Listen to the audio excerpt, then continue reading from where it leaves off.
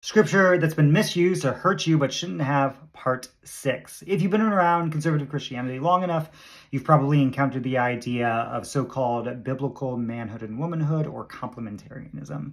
And it's essentially sexist patriarchy baptized with Scripture so that men retain decision-making and power and authority while women don't.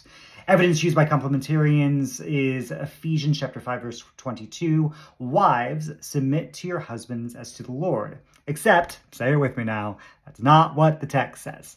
So the New American Standard Bible, the NASB, has a really nice feature that it will italicize words that were added in by translators for the sake of clarity in English. Here is Ephesians 5:22 in the ESV, wives, submit to your husbands as to the Lord. And here it is in the NASB, wives, subject yourselves, in italics, to your husbands as to the Lord. So the italics mean that the words submit or subject yourselves are not there in the original Greek. They did this to make sense of a verse that otherwise would have no verb. But like WTF translators, why of all the verbs that you could choose from did you choose that one? Why not say wives, cuddle your husbands as to the Lord, or wives, stop stealing your husband's fries as to the Lord? Well, what the translator is doing is that they are borrowing the verb from the verse above, or we find the master verb, the verb that makes sense of this entire paragraph or section that actually goes into chapter 6.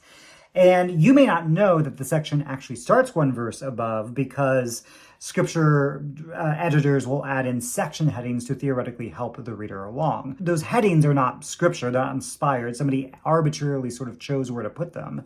And in this case, they chose a pretty crappy spot because they cut off where the master verb is from the rest of the section. So here you can see wives and husbands as the section header, and then the verses above and the verses below. And it's the verse above wives and husbands that actually contains the verb that makes sense of the rest of the paragraph. And what does that verse say? It says, submit to one another out of reverence for Christ.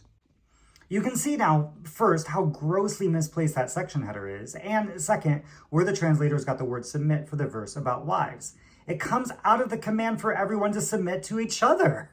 How many sermons have you ever heard about wives needing to look for submissive husbands?